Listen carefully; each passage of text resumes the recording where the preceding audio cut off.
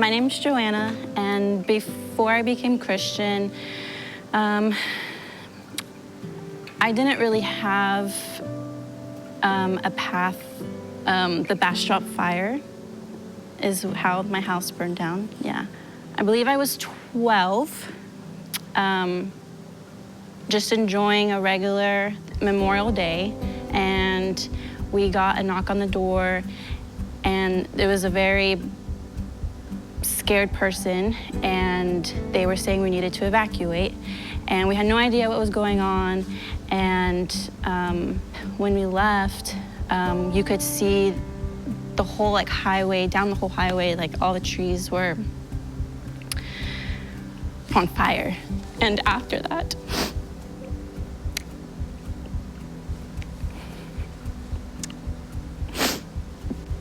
being that young, with siblings, having all that stress on you, and still trying to go through school, and I didn't have a good relationship with my parents, and so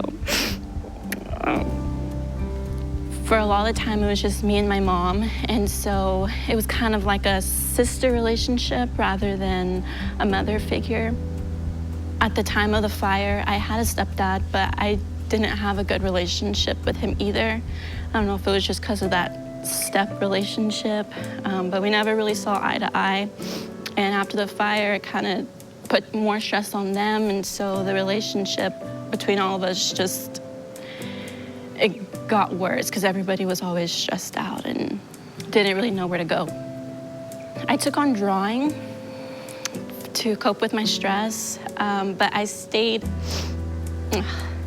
in my room a lot, and I felt really alone.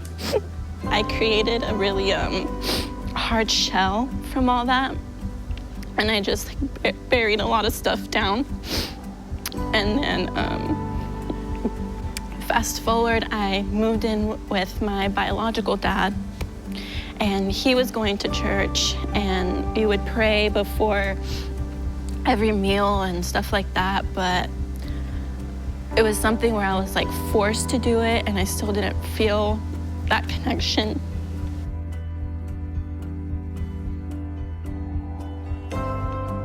I went to college, and I was living in San Marcos.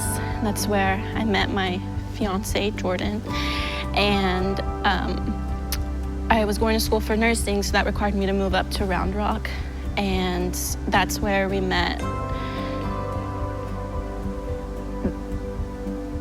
I don't even know how to explain, the most nicest people ever. Tony and Jessica Nelson, and Alexis and Jeffrey Fuquay. They showed us this church, and Jordan was able to come by himself because I was working on Sundays all the time, but I finally was able to come, and you can see how everyone knows everybody, and we were having just a one-on-one talk one night, and spirituality came up, and I was just explaining how I want to believe and I want to be on that path, but I really didn't know how, and I didn't really have the role models in my life to show me how. I made a comment, I don't know the exact words, but basically would you rather believe that when you die, you just disintegrate into the soil and your life was worth nothing, or would you rather believe that there's a higher power that gave you your life worth? And I was like, well, dang. That made me rethink my belief and what I want to believe in. And then we took a business trip with them, and they had a church service on Sunday. And the leader that was talking on stage, he made us close our eyes and raise your hand up if you want to be saved, and if you want to follow the path, and if you want to be forgiven and all that. And I did, and he made you stand up, and we walked to the front of the stage, and it was a really good moment. And then walking back to the people we went with, which included the Nelsons and the Fuquays, their excitement for us was super exciting, because If it were my family, they'd probably not understand, and they wouldn't have had the same reaction as the people we have met had. After receiving Christ, I feel that I am,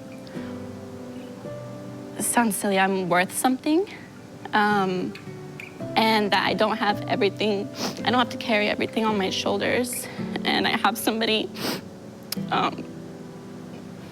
that will take care of me.